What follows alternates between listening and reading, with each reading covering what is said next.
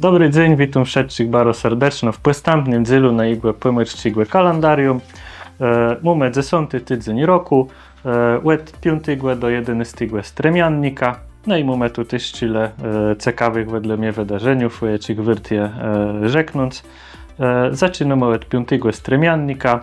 W 1283 roku świeccy i gduńscy książę z całej Dredzi dał sopłet łelewskim cystersom, no i to jest jednocześnie pierwsza wzmianka o sopłece w historycznych zdrojach.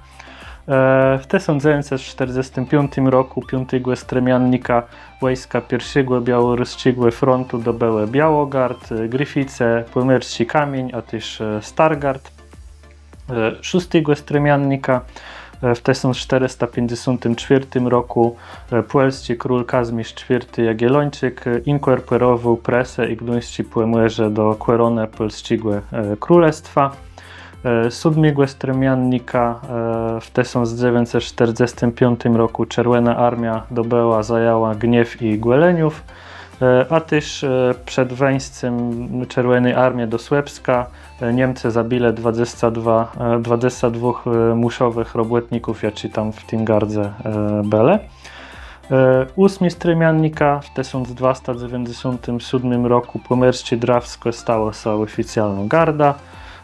W 1701 roku Gduńsk uchwylił pierwszy na polskich ziemiach wekslowy ustyw.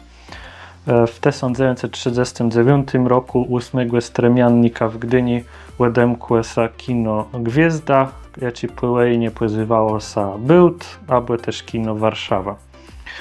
W 1945 roku w 8 stremiannika Czerwona Armia zajęła Kłeściżna, Betowe, Skarszewę i Słupsk.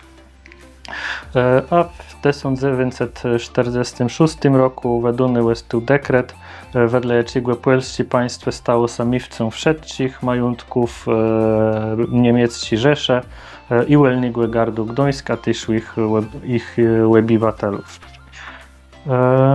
10 stremiannika w 1637 roku umarł Bogusław XIV z dynastii Gryfitów, sledny panownik zapadniego płomierzego z tej dynastii.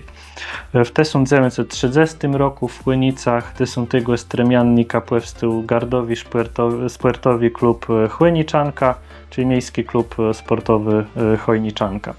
A w 1945 roku 10 stremiannika Czerwona Armia zajęła Kartuzę, Lamberg i Łeba. 11 stremiannika w 1930 roku odemkły się regularne pasażerskie linia z Gdyni do Nowego Jorku. I to na tyle na ten tydzień. Bóg zapas, do uciec.